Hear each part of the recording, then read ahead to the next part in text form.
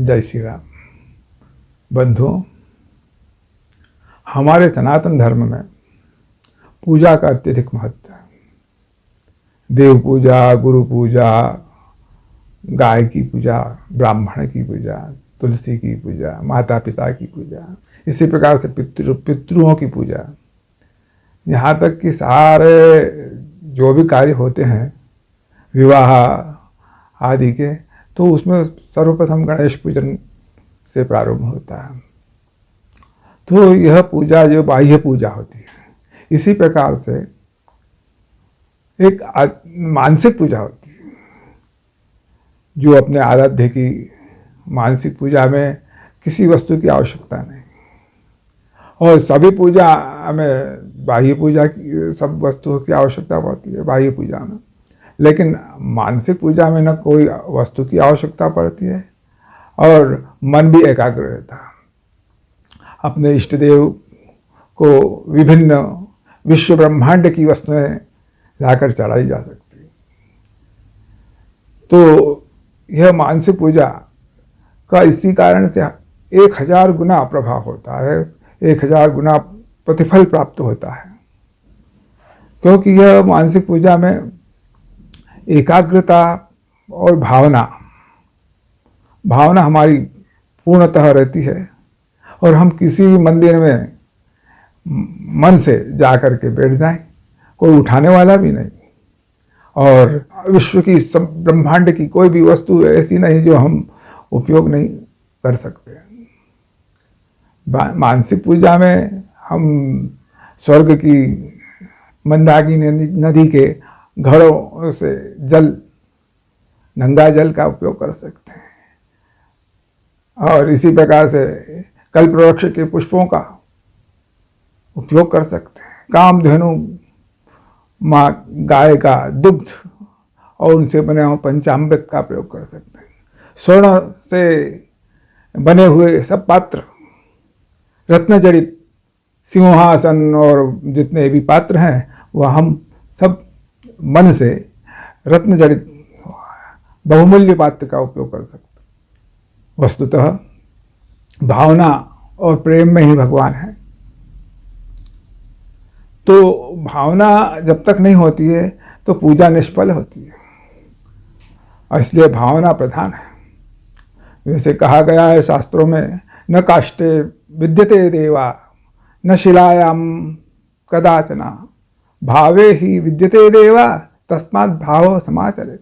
इसलिए भाव की प्रधानता है, अर्थात देवता न तो लकड़ी में प्राप्त होते हैं, न रहते हैं, और न शिला में, पत्थर में। भगवान तो भाव में रहते हैं, अतः भावना से ही पूजा की जाती है, और भावना ही से भगवान उस पत्थर की मूर्ति में प्रकट हो जाते हैं, विराजमान हो जाते हैं।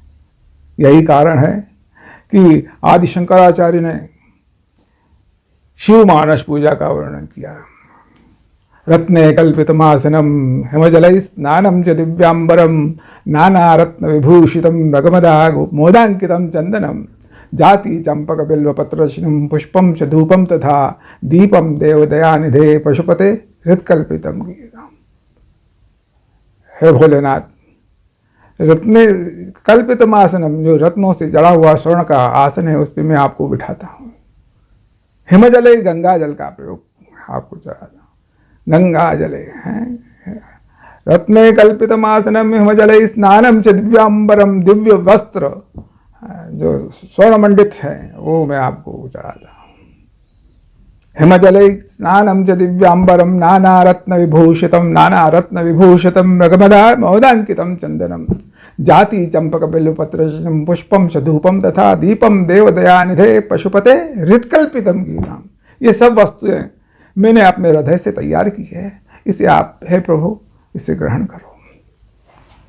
इस प्रकार से हम मानसिक पूजा करके बाह्य पूजा से सहस्त्र गुना फल प्राप्त कर सकते हैं, और भगवान की प्राप्ति कर सकते हैं। ईश्वर की आराधना यह सर्वोपरि सर्वोत्कृष्ट पूजन है, क्योंकि भक्तों इसी से ईश्वर की प्राप्ति हो जाती है। एक बार एक कंजूस सेठ एक विद्वान संत के पास गया और बोला, महाराज मुझे भगवान कृष्ण की भक्ति करनी है, किंतु मेरे से पैसा खर्च नहीं होता। आप मुझे ऐसी कोई उपाय बताइए जिससे कि बिना पैसे के ईश्वर की प्राप्ति हो जाए। संत बड़े बुद्धिमान थे, उन्होंने बाल कृष्ण की भावनामयी मानसिक सेवा सेठ को बतलाई और कहा कि सेठ, तुम्हारा न तो पैसा लगेगा और न कुछ खर्च होगा और ईश्वर की प्राप्ति हो जाएगी, पर यह भावनामय पूजा है।